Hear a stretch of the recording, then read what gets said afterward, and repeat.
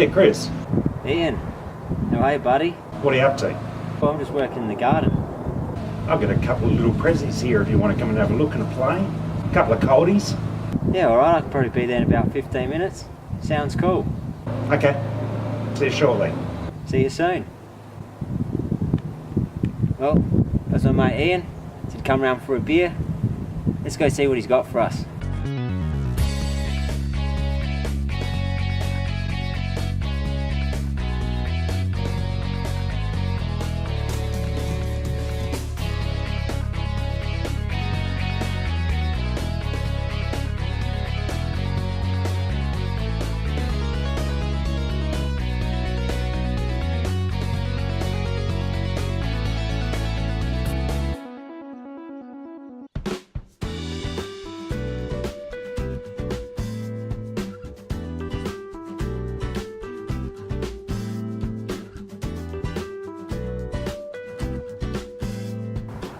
G'day, mate. How are How you? you going? Good. Just in Happy time, New boss. Year. Same to you. Been on the barbecue up from the bloody Christmas do.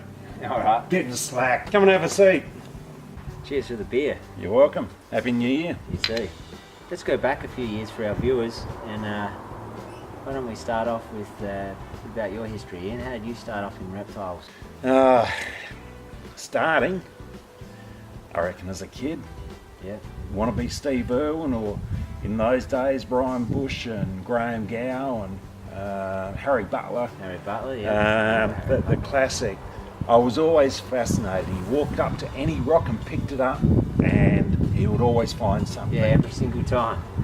Every time I was out hunting as a kid, when I'm going to my piano accordion classes of an afternoon, I'm picking up rocks in scrub everywhere around the Rosewater area. In those days, it wasn't built up like it is now, going along the railway lines, etc. Finding plenty of skinks, sleepies, blue tongues. That was about it, which is probably good. If I found a brown snake, I probably would have been bitten and I wouldn't be here now. But that's where it all started. I used to keep tadpoles, frogs, lizards, you name it. Yeah. Always in my room. So it's just Same gone for on all from of there. us, I think. Yeah. We all sort of did that. Yeah. Yeah. And then it's just gone on from there. I think I got my first snake when I was about 14. It was a yellow-faced whoop snake, which I bought from a guy at school. That was in second year. Took it home. My parents found it 4 days later in my room when I was playing with it. First snake that ever bit me. It was in my pottery class. Bit me on the finger. I was panicking. My parents found it. Get rid of it straight away. So I had to go through and put it in the rubbish bin. Big skip bin down the end of the street. So that was that one. Then when I was 16, I got my first carpet python.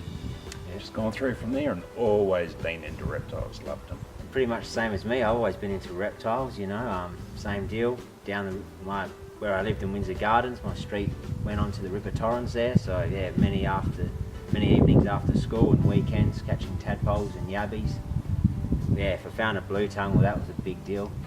And yeah, always trying to sell them to kids at school and so forth, buy them from kids at school. Back before we all had our licenses and doing the right thing. Yeah. Yeah. Licenses and permits. Yeah. That's a major issue. Yeah. Speaking of school, isn't that where I first met you? It was, yeah, high school. You'd started the nature centre there, I think the year before I started there at school. Yeah. Yeah, that was a big attraction for me going to Windsor Gardens High School, was the Windsor Nature Centre. Mm-hmm. And then actually seeing the animals there once I started was just incredible. I mean, when I first started there, I think we had kawaris, Yeah.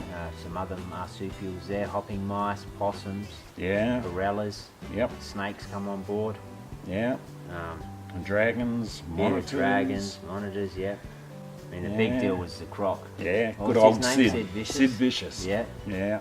I remember we had a Murray cod there as well in a huge tank. Yes. That grew up from a little fingerling to quite a large specimen. Yeah, it's about 40 centimetres long at the stage that we closed the centre down. Yeah. Quite a range of other native fish as well, which we basically used the nature centre so that the kids at the high school could be involved and learn about native animals.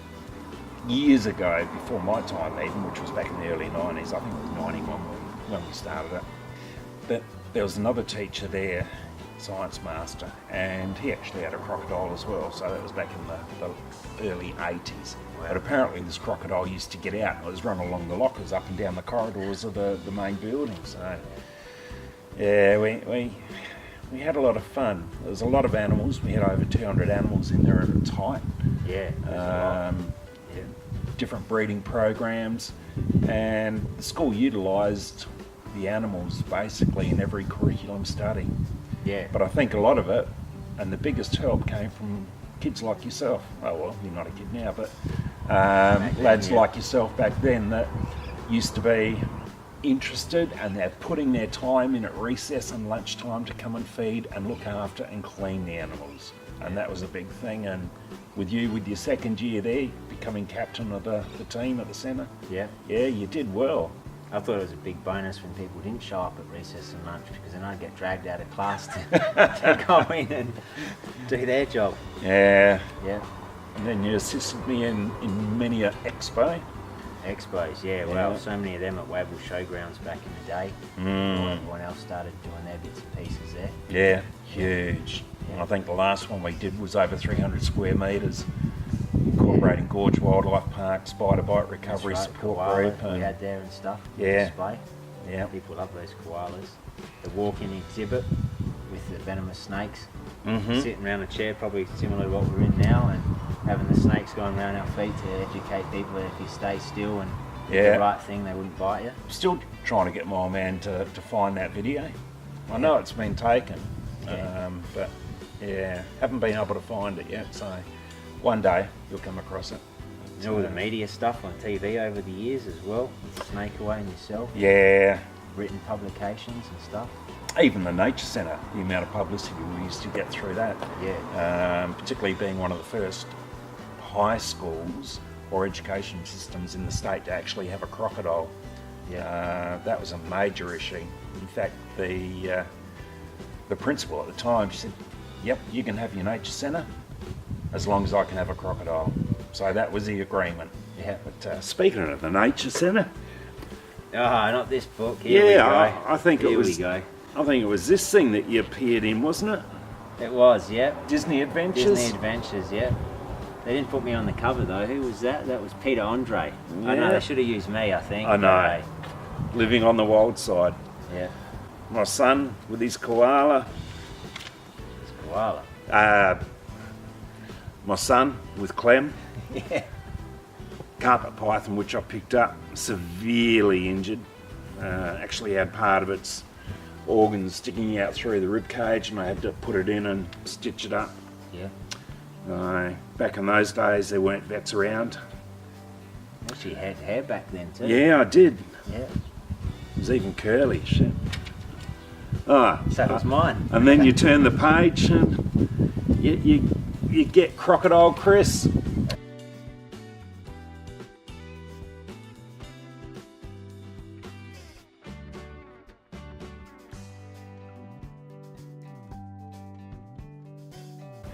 Yeah, you're certainly one of the lucky ones. What is it, age 14? Chris looks after the crocs in the Wildlife Centre at Windsor Gardens High. Yeah. Brown tree snakes, all sorts. You can do a story on me now and say how I'm actually keeping crocs of my own now, so I'm living my dream. Yeah. You've certainly got some great enclosures there. Even your snakes.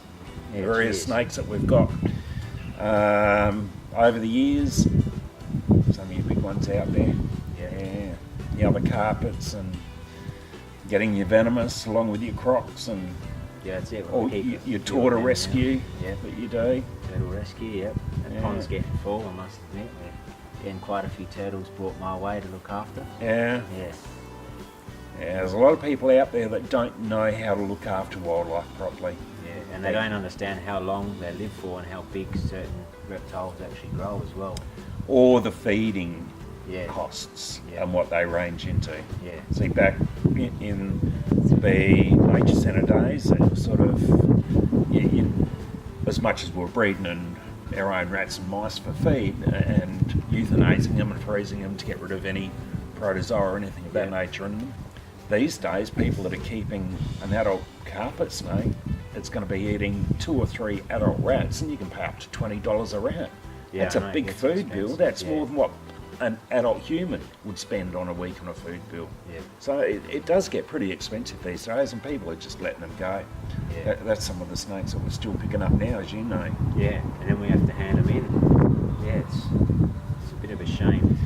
Yeah, That's it is. the ones that survive the winter too. Not everything does survive the winter if it's not from down here in South Australia. No. People need to learn how to look after them a lot more. Yeah. Those babies I was talking about, showing you, what I got earlier in the week. If you want to just reach around the corner there, Yeah. I've hidden them out of sight. Okay. So, yeah, I'll hold your beer. Wow, Death Adder. I reckon the last time I was amongst Death Adders and you, Ian, was a training course I did. Back in 2000. 2000? Yeah, 2000. Thereabouts. Yeah, Remember what happened that day? yeah, I can remember. What was it? One of the few times. Assist feeding a Death Adder at the time. A no-no. Yeah, and you're telling us it was a no-no Yep. while you're doing it, but it had to be done because the animal needed to be fed. Obviously, it wasn't eating on its own. Yeah. And the next thing I remember was Death Adder flying through the air. your hand flicking up and this little snake went flying and you were off to hospital. Yeah. Cute little animals. Oh, they were gorgeous. I think the one that we had is only probably about 4 inches long, so Yeah, it was half less that than size. quarter of the size Yeah. of this one even. Yeah. And as they say, because they can rotate their fangs around, you don't actually head pin them, and you shouldn't hold them by the head unless an extreme necessity. And this particular one, it hadn't fed since birth, and it was starting to lose a lot of condition, so because it was one of the team members of Snake Away, and with having the experience of force feeding animals all the way through and keeping Death Adders before, I thought, oh well, I might as well go through and force feed and demonstrate it. And we're going through feeding it, and everything was going to plan until the snake actually closed its mouth and tore the skin of the animal. Then part of the secretion started to come out. It was making it slippery in my hands, trying to push it through, and the adder was starting to move around in my fingers, and I knew that was it. I couldn't drop it, couldn't do a thing. It was like slow motion, but it happened in the blink of an eye. Yeah. And felt the prick, flicked my hand out of the way. As you would, natural reaction is like, ouch. Yeah. Yep. But the Death Adder was still attached to my finger, and it went flying through the air, so I did everything wrong, panicked, raced over under the tap, tried to force it to bleed and everything else, come All back. the wrong things. Yeah, All the wrong things. put the first aid on it, and then got home and sat down and thought about it.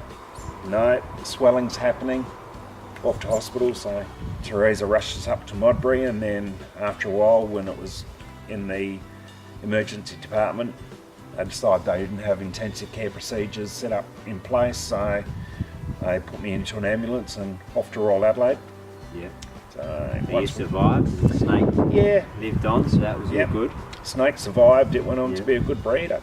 What are these? I think depending on what list you look at, they're number 5 or 6, Yeah. thereabouts, depending on whose list you're reading at the time, of most venomous land snakes in the world, aren't they? Yeah, if you look at all land snakes and keep it in different species, there's quite a number of species of tiger snake which come in at number 4, but then out of the tiger snakes, Death Adders range in 5th or 6th on the list. So this particular one's a Dajarra Death Adder, so it comes from Northern Australia.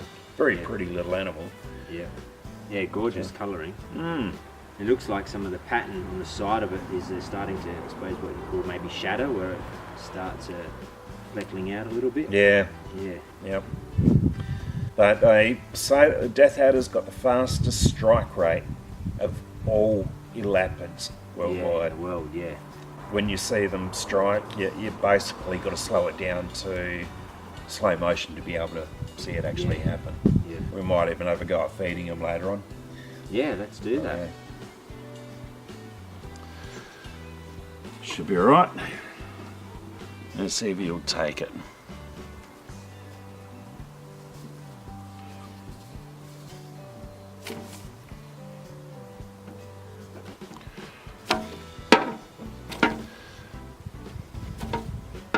Amazing how flat they get. Yeah, it is.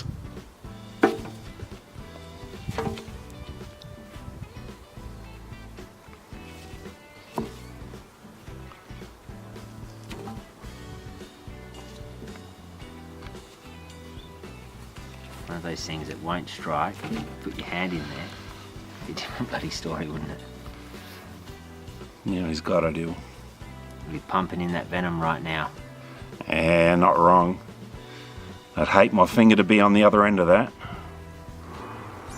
So yeah, I suppose for our viewers that don't know much about death adders, in the wild they're pretty much what they call an ambush type of snake, aren't they? They sit there and wait for the prey to cross their path. Yeah. And they'll take anything smaller than itself, I suppose. Rodents, native marsupials, little lizards. Yeah. Even blue tongues and various dragons and things like that. Yeah. Frogs, small birds that are nesting low down on the ground.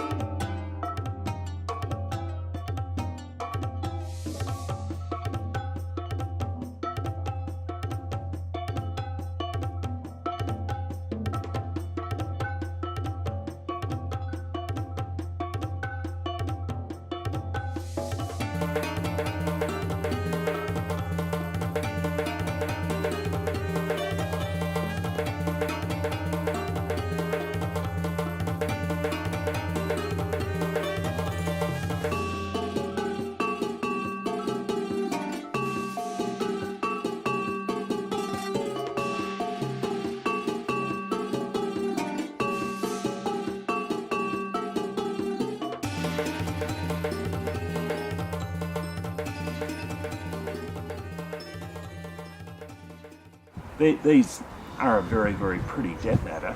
The colouring of them is very, very unique to Australia bush, unlike the ones that we do get around in Dublin, Windsor, Ardrossan. They're more grey and black banded, and a lot of people do confuse them with a blue-tongued lizard and sometimes even tiger snakes. We get calls for them all the time up around the Ardrossan area, people walking along the beach. But the worst thing of them is that they sit in the sand and sometimes just with their head sitting above the eyes, above the sand, and the tail's sitting out, and the tail acts like a little lure for a bird to come down and grab it, or a lizard to come up and eat it, and then it just bang, it grabs. But being an ambush predator, they don't move, they don't chase their prey. But if a human gets too close to it walking, they don't move either. They sit there still. They sit there and it's at risk of the human getting bitten. And people walking along the bush trails, particularly a summer's night, because they can't sleep because it's too hot. The sand's lovely and warm still, so the death adder comes out, he's looking for feed. People walk through the bushes going down to the beach, go for a swim, tread on them, bang. So that's where people really need to be aware. Yeah, with the death adders being around Ardrossan and stuff now, people really got to pay attention to that new walking trail, Walk the York. I was just there yesterday actually, down near Port Victoria along the stretch of a nice bitumen path, and then some of it's dirt. Yeah, you got to really pay attention when you're out in the bushes, even though if something looks, man-made, a man-made path, it still can be a danger with snakes around. Definitely. Being man-made, we are making thoroughfares for our animals. We're encroaching on their habitats. And the same with all over Adelaide. We've encroached on their habitats. In building the suburbs, we've made thoroughfares underground for them. Yeah. We've got the Through gas the trains lines, and stuff the like gas that, lines and Telstra conduit cables and EPSA cables going underground. Then the amount of pits I've had to jump into lately. Yeah, to get Telstra snakes out, pits. it's incredible. Yeah. Then you get all the earth movement and tremors, earth tremors. Creates cavities along the thoroughfares. Consequently, mice get in there, rodents. You've got the sewage systems and drainage systems. Rodents get into it. Snakes follow them. Yeah, we get plenty of calls of the sewage plant, don't we? Oh, Snakes down there. Yeah, I think you've had first hand in the shit ponds, haven't you? First hand, literally. First hand, yeah. Speaking of sewage works, you've got to go check out my last video of one of my catches there, and you'll see, literally, the snake went into the pond and I had to get it out. Yeah, you get treated to all sorts in this game. You do. You do. It's a dad joke right there. Yeah, yep. That's a shit of a job. Always expect the unexpected. That's what I've always taught. Yep. Yeah, but with humans encroaching on thoroughfares all over Adelaide, also the linear parks and the native vegetation areas all over the place. Yeah. Snakes used to limit themselves to that. All wildlife did, but these days they've adapted very well. The main reason, because people allow mice to breed around their home. Yeah. They see a mouse outside, they don't worry about it. They see one inside, I've got to set a trap and catch that. What they don't realise is everywhere a mouse goes, it leaves a scent trail. Yeah. Anywhere that scent trail goes, a snake of a metre and above, he can travel in excess of 1 kilometre a day in search of food. Yeah. And if he comes across this mouse scent trail or rodent scent trail, he'll follow it wherever it be. Yeah. I've seen them go up the walls. We had a post on our Facebook page the other day, one climbing up the bricks. Yeah, up the doorway. Up the doorway. They're amazing what they can do.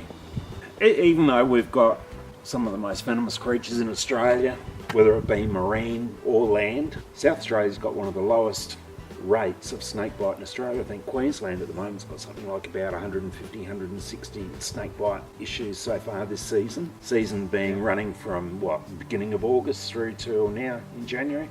Yeah. South Australia, I think we've got about 50 for the same period. They had 9 the other day in Queensland in one day. It was huge. Yes, it was just recently, wasn't it? Yeah, only a week ago, not even that. I suppose with the snake away too, one thing we can be proud of is none of our catches that I'm aware of have been bitten on the job, have they? No, none of the people that I've trained have ever had an issue with snake bite on the job. Yeah. I think in my time that I've been dealing with snakes, I've had 4 or 5 hits with venomous. 2 of those have actually been on the job in 30 years. And due to the aspect of getting first aid on quick enough, I've never needed antivenin. Yeah. So that's one aspect that I'm proud of. What have we got to look forward to, our viewers and stuff, for Snake Away? There's quite a range of stuff that we can go. Stay tuned to our Facebook page and keep checking out the catch videos. And yeah, I think that'll still keep on going. I'm certainly getting to the stage of slowly retiring out of it actively, but as far as Facebook and education and things like that, yeah, I'll still take an active role there. The paperwork, I've got to do it. I can't afford to pay someone else to do it, so guys like us that'll take care of the fun stuff anyway. Yeah, there's a lot to learn out there. There's a lot to do out there. There's a lot of places we can go.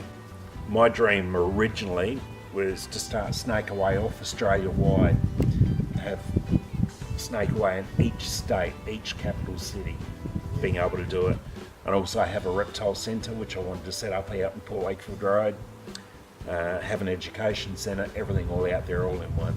Yeah. Unfortunately, never ever got that far. The steps are still there. They are. Goals are still there. We're working towards it. Things will happen. Modern technology, everything's different these days. Yeah. A lot easier to do. You've heard Chris and I having a bit of a chat about snake away, where we've come from over the years, since the first conception of snake away back in the late 1980s through till now. Hopefully I can find suitable people to take over in the future. I'm looking at retiring, so I need to be able to pass on these skills to everybody and have a professional team safely keep on doing what I've been doing in years to come, even when I'm not here. That's my main aim. Be snake safe. Don't play with snakes. 95% of people that end up in hospital from snake bite are those people that are trying to interfere with and or trying to kill the animal. Leave them alone. Leave it to a professional. Cheers. Well, there you have it. Bit of an insight to the man behind Snake Away. Hope you enjoyed it. Till next time, take care. All the best and be snake safe.